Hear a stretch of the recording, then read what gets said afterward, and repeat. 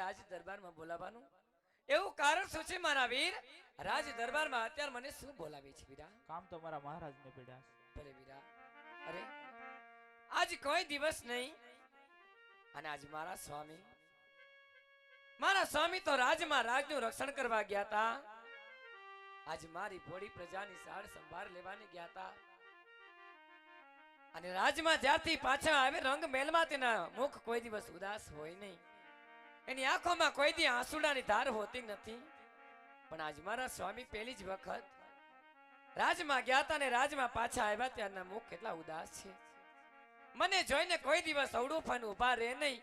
આજ પહેલી વખત સૂરજ એવા ઉગ્યા છે કે આજ મારા સ્વામીના સતીને જોઈને અવડું ફન ઉભા છે. તો આજ મારા સ્વામીને એવા આ રાજમાં કોળે કડવા વેણ કીધા હશે કે આજ મારા સ્વામી મને જોઈને અવડું ફન ઉભા છે. તો આજ મારા સ્વામીની અર્ધાંગીની છું. તો આજ પતિના દુઃખની વાત પૂછવી એક પત્નીનો પહેલો ધર્મ હોય છે. તો લાવ મારા સ્વામીના ચરણોની અંદર લાખ લાખ વંદન કરી એના દુઃખની વાત પૂછું કે અરે મારા નાથ, આ રાજમાં એવા આપના કોણે અપમાન કર્યા છે કે આજ અમને જોડે રૂપણ ઉભા છું? એવો મેં શું અપરાધ કરી નાખ્યો છે સ્વામીનાથ?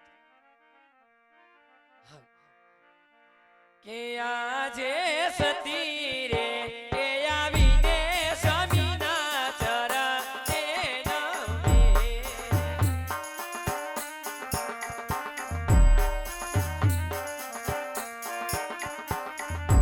એ નમનું કરે વારંવાર સતી રે કે આવીને સ્વામીના ચરણે નમે.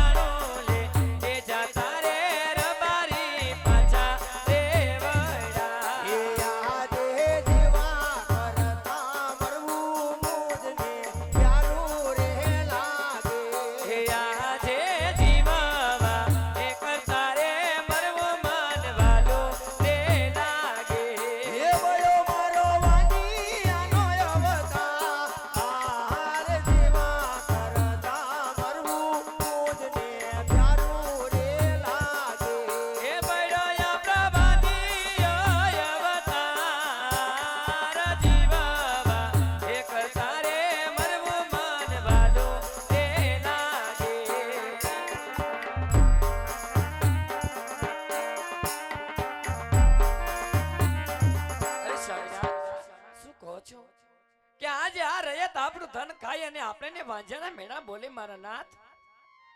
પણ કઈ રીતે સ્વામિનાથ? અરે આજ આપ જો સંતાનની વાત કરતા હોય ને તો આજ મારે તમને સંતાન રૂપી બે શબ્દ એવા કેવા છે મારા નાથ. આજ હું કહું અને તમે સાંભળો, પછી આપ મને કહેજો કે આપણે કઈ રીતે વાંજ્યા કહેવાય મારા નાથ. આજ મારા શબ્દ પહેલા તમે સાંભળો અને પછી કહેજો મારા નાથ. હા સતી. હેજી આજ લાસાને એ લક્ષ્મી રે બને મારી દીકરી રે.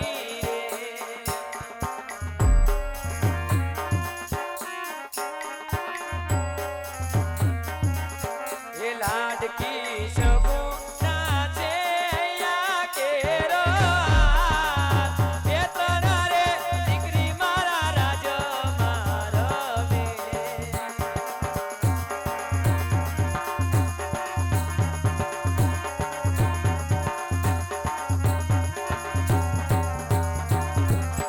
એ કેમ કરી વાંજિયાના અવતાર રે આજ પ્રણાતન. એ દીકરીઓ સ્વામી મારા ખોડા રે પૂજે. સ્વામી મારા રાજમાં રમે. સ્વામી આપણા ખોડા રે પૂજે. અરે સ્વામીનાથ, આજ કોણ કહે છે કે પોકરણગઢના અજમલ રાજા વાંજ્યા છે મારા નાથ? અરે આજ આપણે આંગણે એક નહીં પણ આ સાક્ષાતમાં જગદંબાના તોલે આવે, અરે જોગ માયાના તોલે આવે એવી આપણે આંગણે ત્રણ ત્રણ દીકરી છે મારા નાથ. લાસા, દીકરી લક્ષ્મી અને દીકરી સગુણાબા. આમ ત્રણ ત્રણ દીકરી જેના આંગણે રમતી હોય ને એ મા બાપ કોઈ દિવસ વાંજ્યા ન કહેવાય મારા નાથ. અને આપણા તો હો ભાગ્ય કહેવાય કે આવી જોગમાયા જેવી આપણે આંગણે દીકરીઓ ઉતરી છે મારા નાથ. દીકરીને ગાય દોરે ત્યાં જાય. દીકરી એક તુલસીના ક્યારા જેવી, દીકરી એક ગૌતરી ગાય જેવી છે મારા નાથ. તો આપણે આંગણે તો આવી જોગમાયા જેવી ત્રણ દીકરી છે. તેમ છતાં આ રાજની રયત આપણે કઈ રીતે વાંજાના મેણલા બોલી શકે મારા નાથ? આપ મને કહો. હા સતી. હા સ્વામીનાથ. આજે તમારી વાત કેવી રાજા તમને સત્ય લાગે છે હા સતી? મારા નાથ. આજ આપણે લાસા લક્ષ્મી સગુણા ત્રણ દીકરી છે સતી. દીક તો પ્યાર કા ઘરની આજ કહેવાય સતી. હા મારા નાથ. આજ પ્રણાવો ખાલ પોત પોતાને સાસરે ચાલી જાય સતી. હા સ્વામીનાથ. જો પાછળથી એક બાડો બોબડો કે લીલો લંગડો જો આપણા રાજની અંદર છતી એક કુંવર હોત તો મારા ગયા પછી આજ મારું પોકરણગઢનું રાજ સંભાળત સતી. હા મારા નાથ. નકર એક દિને સમયે આપણા પોકરણગઢને તાળા લાગશે સતી. હા મારા તાળા નાથ. લાગશે. એ માટે મને શિવના શરણે જવા જો. આજ મારો દેહ પાડી આજ મારી પ્રજાનું કલ્યાણ કરવું છે સતી. અરે મારા નાથ, આ શું આજ તમારું કેવું પણ સત્ય છે ને? આ રજનીની વાત હકીકત છે મારા નાથ. કે આંગણે જો એક દીકરો બાડો બબડો લૂલો લંગડો હોત ને તો કાલ આપણે ગયા પછી આપણો આ રાજ ચલાવી નકર એક દિવસના સમય આપણી રાજગાદીને મણમણના તાળા દેવામાં આવશે. એ વાત પણ સત્ય છે મારા નાથ. પણ જેવા લેખા વિધાતાના લેખની માથે કોણ મેખ મારે મારા નાથ? કદાચ આ ભોમાં આપણા આંગણે દીકરા રૂપી સંતાન ન પણ હોય મારા નાથ. માટે રાજન, આટલો બધો અફસોસ ને આટલો બધો વિલાપ શા માટે કરું છું મારા નાથ? જે રીતે ત્રણ દીકરી છે ને દીકરો માનીને હવે આ વાંઝાના અવતાર પૂરા કરી લ્યો મારા નાથ. વાંઝાના અવતાર પૂરા કરી લ્યો. અરે સતી. હા સ્વામીનાથ. આજે વાંગ્યાના મેણા રાજા અજમલથી સહન ન થતા સતી. સહન ન થતા. પણ વાત તમારી સત્ય છે મારા નાથ. તો આપ જરા વિચાર તો કરો કે એક પુરુષનો અવતાર હોવા છતાં જો આપણે વાંજ્યામાં મેણા નો સહન થતા હોય, રાજનું રોકેવાળું કરતા કરતા જો તમારાથી વાંજ્યા મેણા સહન નો થતા હોય તો મારું શું થતું હોય મારા નાથ? હું તો એક સ્ત્રીનો અવતાર છું. ઘરની ચાર દિવાલો વચ્ચે રહી અને વાંદરીના મેણા મારે તો સહન કરવાના ને મારા નાથ. અને એક સ્ત્રીને દુઃખ કેટલું હોય અને સ્ત્રીને દુઃખ લાગે એ આપ પુરુષ શું જાણો, પણ એક સ્ત્રીની શક્તિ અને એક સ્ત્રીનું દુઃખ જાણવાની શક્તિ તો માત્ર એક સ્ત્રીમાં જ હોય છે મારા નાથ. માત્ર એક સ્ત્રીમાં હોય છે. અને હું તો એ દુઃખને એક જેલના કુંડડા ગણીને અંદરો અંદર હું પી જાઉં છું મારા નાથ. રાજની મારી ભોળી પ્રજા રાજમાતા રાજમાતા રાજમાતા કહી કહીને જ્યારે મને બોલાવે ને ત્યારે મારું કાળજી પણ ઘણું કોંપી ઉઠે છે મારા નાથ. કારણ કે મારું દિલડું પણ માનું છે આજે રાજમાતા કેવા વારી મારી રહી છે, પણ એક પ્રેમથી મને માં એમ કહીને બોલાવે ને એક દીકરો નથી ત્યારે મને મારા દિલમાં ઘણો દ્રાક લાગે છે મારા નાથ. પણ શું કરું? વિધાતાના લેખની માથે કોણ મેખ મારે? કદાચ આપણા ભાગમાં દીકરા રૂપી સંતાન ન પણ હોય, એમાં આપણો ભાગનો દોષ છે, આપણો શું ભાગ છે મારા નાથ? માટે રાજન, આટલો બધો અફસોસ અને આટલો બધો વિલાપ તમે કરો માં, અને જે રીતે રાજ ચાલે છે ને એ જ રીતે રૂડી રીતે રાજ ચલાવો મારા નાથ, એ જ રીતે રાજ ચલાવો. અને હું તો કુળદેવી માને રાતે દિવસ વિનંતી કરું કે એ માં, તું તો મેણાની ભાંગનાર છો મારી માવડી, અને તારા દરબારમાં આજ સુધી કોઈ ખાલી હાથે ગયું નથી માં. તે તો કઈક વાંદરીને ખમકે ખોડાનો ખુંદના દઈ અને એના આંગણે નાના નાના બાળ પારણીએ પડતા કર્યા છે માં. તો મુજ ભાગણીથી એવી શું ભૂલ થઈ હતી કે આજ મારે આંગણે દીકરા રૂપી સંતાનની ખોટ રાખી દીધી માં? અરે કાં તો મોત દે ને કાં તો પછી પગલીનો પાનાની ખામી પૂરી કરી દે મારી માં, પૂરી કરી દે માં. હાલ ભીંજાય ઘર ચોડું, ભીંજાય ચૂંદડી, ઓ